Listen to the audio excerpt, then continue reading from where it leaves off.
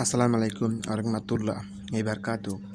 আজকে আমি দেখাবো আমার কোয়েল পাখির খাঁচা। আমি কি নিয়ে কাম করলাম।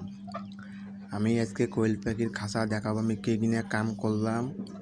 আর আজকে নেট কিনে আনলাম, কত ফিট নেট কিনে আনলাম এবং নেটের কাম কি নিয়ে করলাম। আর এবং আমাদের এখানে দেখেন ফার্মি মুরগি, টাইগার মুরগিগুলো ঘরেতে ঘুরে বেড়াচ্ছে। আমার এই কোয়েল পাখির নেটটা ভালো হলে আমি মুরগিগুলো খাঁচা বানাবো।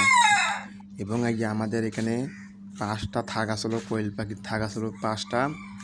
তা 5টা থাক বানার পর মানে যে ওজন হয়েছিল তা ওই দেখিয়ে 2টা উপরের 2টা থাক কাটি দিয়েছি। একটা করেন যে একটা খাঁচাতে হবে 3টা থাক আর একটা খাঁচাতে হবে 5টা থাক, 2টা থাক, এই দিয়ে মোটে 5টা থাক। তা আমি কমপ্লিট করে ঘরে নিয়ে গিয়ে পরের প্রথম বেলা 3টা বসে দেবো, তারপরে ওপরে বসে দেবো আবার 2টা, তাহলে আমার 5 থাক হয়ে গেল।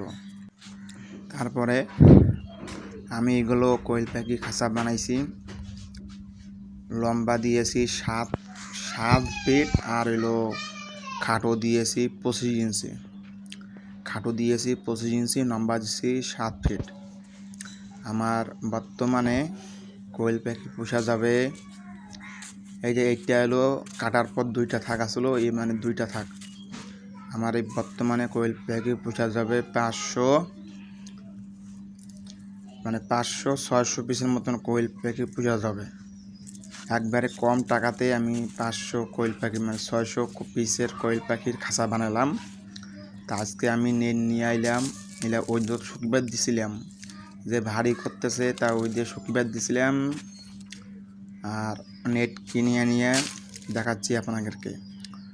আর এগুলো আমার প্যানেস হচ্ছে কয়েকদিন পর ডিম পারবে, 2-1 ডিম পাড়ার সময় হয়ে গেছে।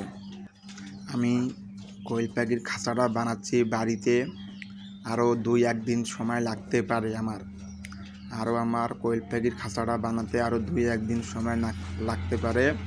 আপনারা যদি ফুল ভিডিওর মনে করেন যে আমার এই 600 পিস কোয়েল পাখির খাঁচাটা মনে করেন যে কয় টাকা খরচ করলো ফুল, আমি কমপ্লিট করার পর আপনাদেরকে ভিডিও দেবো 2-1টা, আপনারা নিয়ে বুঝবেন। আর আমি নেট কিনে আনছিলাম, আনার পর কাটাকাটি করছি।